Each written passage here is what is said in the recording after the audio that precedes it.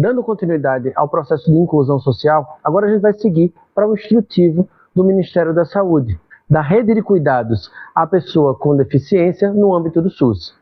Esse instrutivo, ele rege sobre as reabilitações física, intelectual, OTEA, auditiva e visual.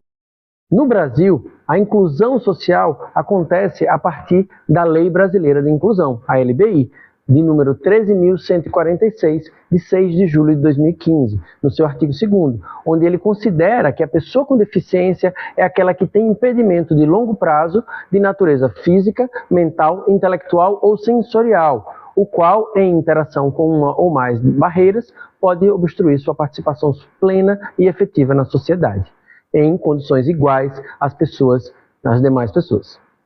O instrutivo dos centros de reabilitação, ele procura nortear a implementação e implantação de serviços de reabilitação, bem como o cuidado às pessoas com deficiência, sejam elas temporárias, permanentes, progressivas, regressivas ou estáveis, intermitentes ou contínuas, no âmbito da atenção especializada da rede de cuidados da pessoa com deficiência, do Sistema Único de Saúde. Sendo assim, a deficiência ela é compreendida atualmente como um resultado entre o impedimento corporal e as barreiras socioambientais, resultando numa participação social deficitária. Sendo que o impedimento corporal é compreendido como a perda ou ausência de um membro ou função sensorial, ou seja, as questões que se apresentam no corpo das pessoas, por exemplo, a amputação de uma das pernas ou a perda total ou parcial da função auditiva. E as barreiras, elas são compreendidas como qualquer entrave, obstáculo, atitude ou comportamento que limite ou impeça a participação social da pessoa, bem como o gozo, a oportunidade e o exercício dos seus direitos à acessibilidade, à liberdade de movimento e expressão, a comunicação ou acesso à informação, compreensão, circulação com segurança, entre outros, classificadas em urbanísticas, arquitetônicas, transportes, comunicações, atitudinais e tecnológicas. São essas as barreiras socioambientais. As barreiras atitudinais são atitudes ou comportamentos que impeçam ou prejudiquem a participação social da pessoa com deficiência em igualdade de condições e oportunidades às demais pessoas. As barreiras nas comunicações e na informação. Qualquer entrave ou obstáculo, atitude ou comportamento que dificulte ou impossibilite a expressão ou o recebimento de mensagens e de informações por intermédios de comunicação, dos sistemas de comunicação e da tecnologia da informação. As barreiras tecnológicas são as que dificultam ou que impedem o acesso à pessoa com deficiência às mais diversas tecnologias. As barreiras de transportes são as existentes nos sistemas e meios de transporte de locomoção. As barreiras arquitetônicas são as barreiras existentes nos prédios públicos e nos prédios privados. E as barreiras urbanísticas são as existentes nas vias e nos espaços públicos e privados abertos ao público e de uso coletivo. Seguimos assim para o processo de reabilitação, que é o que trata os centros especializados em reabilitação. A reabilitação, segundo o Relatório Mundial da Deficiência da OMS de 2012, ela é essencial para as pessoas com deficiência, a fim de torná-las capazes de participar da vida educacional, do mercado de trabalho e da vida civil. O conceito de reabilitação proposto por esse relatório engloba os aspectos que dizem respeito à deficiência, como a melhoria da funcionalidade individual, também a intervenção no ambiente, como a instalação de barra de apoio no banheiro, por exemplo. Portanto, a reabilitação envolve a identificação dos problemas e necessidades da pessoa, a relação entre os fatores relevantes do indivíduo e seu ambiente, a definição de metas, planejamento, a implantação de medidas e a avaliação dos seus efeitos. Esses dados são da OMS em 2012. Cabe destacar a distinção entre os processos de reabilitar e reabilitação e habilitar e habilitação. Habilitar é tornar hábil, no sentido da destreza e inteligência ou no da autorização legal.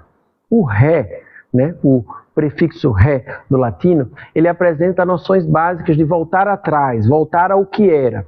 A questão se coloca no plano do processo de saúde e doença, se é possível mesmo a gente voltar atrás, voltar ao que era, ou entendendo que o sujeito, nós, somos marcados por nossas experiências. torno de fenômenos, relações e condições históricas, e nesse sentido sempre mudamos. Então, a noção de reabilitar, ela tem uma falha conceitual. Uma falha conceitual ou uma problemática, né? A reabilitação no sentido da saúde é sempre um desafio de habilitar o sujeito a uma nova realidade, a realidade biopsicossocial. Porém, existe o sentido estrito de volta a uma capacidade legal ou pré-existente e por algum motivo perdida. E nesses casos o ré, o prefixo ré se aplica.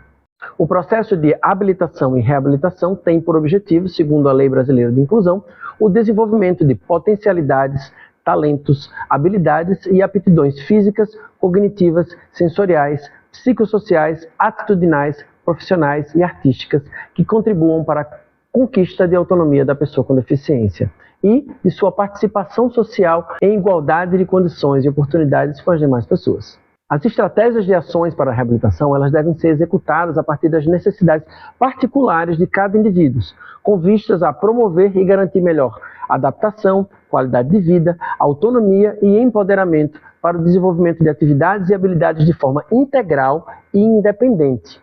Desse modo, essas ações não podem ser desenvolvidas a partir do trabalho de um único saber ou de um campo profissional, mas sim a partir de uma lógica de trabalho coletiva, pensando o indivíduo em sua complexidade.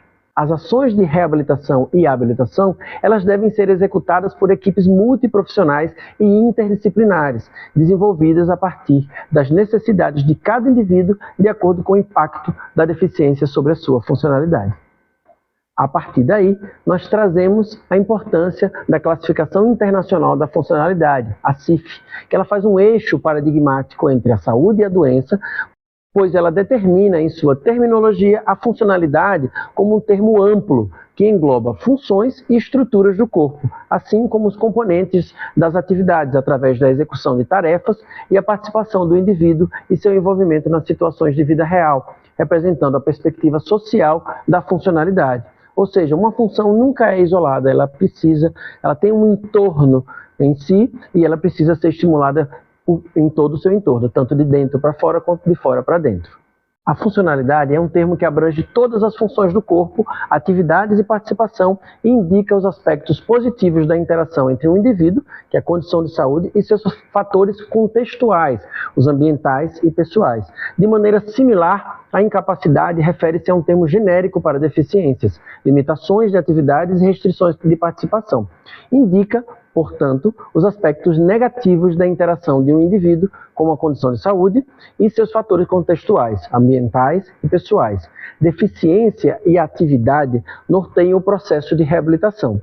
Enquanto a primeira trata de uma anormalidade de uma estrutura do corpo ou de uma função fisiológica, a segunda, ela mostra o contexto da tarefa ou a ação do indivíduo, ou seja, a perspectiva individual, singular da funcionalidade. O olhar da reabilitação no contexto da funcionalidade, ele amplia os horizontes e contextualiza o indivíduo, a família, a comunidade em uma perspectiva social, privilegiando os aspectos relacionados à inclusão, o desempenho das atividades e a participação do indivíduo na sociedade, na comunidade e na família. Então, organizam-se a partir de 3 componentes. O primeiro é o corpo, compreendido em sua dimensão funcional e estrutural. O segundo é a atividade e participação, como aquilo que o corpo é capaz de realizar. Ele representa aspectos da funcionalidade individual e social, englobando todas as áreas vitais, desde as atividades básicas do cotidiano até as interações interpessoais de trabalho. O contexto que cada um vive para realizar suas atividades, entre os quais estão inclusos os fatores ambientais, que tem um impacto sobre todos os outros 3 componentes. Agora vamos seguir para a área de acesso. Lembrando que esse vídeo ele é baseado no instrutivo do Ministério da Saúde. Então, se você quiser se aprofundar mais, é importante que você leia o instrutivo, ok? O acesso à pessoa com deficiência, ela faz parte, é uma das prerrogativas do Sistema Único de Saúde. E ela é garantia do acesso do usuário à atenção de saúde em tempo adequado. Por isso, pode-se dispor de um conjunto de mecanismos, entre os quais se destacam o estabelecimento das redes de atenção à saúde, em seus componentes e pontos de atenção, a partir de uma linha de cuidado integral à saúde da pessoa com deficiência. a implementação de diretrizes e protocolos de atendimento, definição de fluxos assistenciais que atendam às especificidades e necessidades dos usuários, que é uma criação e ou aprimoramento de sistemas de regulação e avaliação dos serviços oferecidos, visando uma qualificação desse cuidado. O acesso ao serviço de reabilitação está fortemente relacionado à capacidade de acolhimento e resposta às necessidades das pessoas atendidas. Isso requer análise e definição do perfil epidemiológico dos territórios, dos recursos disponíveis e de processos de educação permanente das equipes de saúde, para que os resultados de cuidado ofertado possam gerar melhor qualidade de vida e maior grau de autonomia possível à saúde da pessoa com deficiência. Os serviços de atenção especializada em reabilitação, então, eles vão produzir um conjunto com usuários, familiares e acompanhantes de forma matricial na rede de atenção à pessoa com deficiência, né? Um projeto terapêutico singular com base nas avaliações multidisciplinares das necessidades e capacidades da pessoa com deficiência, incluindo aí dispositivos de tecnologia assistiva e com foco na produção de autonomia e o máximo de independência em diferentes aspectos de vida. O que nós vimos nesse vídeo foi uma sequência de conhecimentos voltados à Lei Brasileira de Inclusão, entendendo os processos de reabilitação, de deficiência, de reabilitação, habilitação, né? Como é que nós enxergamos a funcionalidade e como é que os centros especializados de reabilitação precisam instituir equipes multiprofissionais ou interdisciplinares de cuidado à pessoa, ao usuário que frequenta esse centro. Entende que a rede de cuidado da pessoa com deficiência, ela não começa no SER4 e termina no SER4. Ela começa na unidade básica de saúde, na sociedade que envolve, na comunidade que envolve a unidade básica de saúde, ela se reflete, né, ela se transfere também, se integra aos centros especializados em reabilitação e a partir daqui a gente faz um matriciamento junto à unidade básica, a partir de um conceito muito importante que nós vamos ver em breve, que é o projeto terapêutico singular. Espero você em outros vídeos para que a gente possa conversar mais sobre esses assuntos que são tão importantes para a sociedade, para a inclusão da pessoa com deficiência e a integração dela no sistema social em que nós vivemos, que é a vida. Um abraço e até a próxima.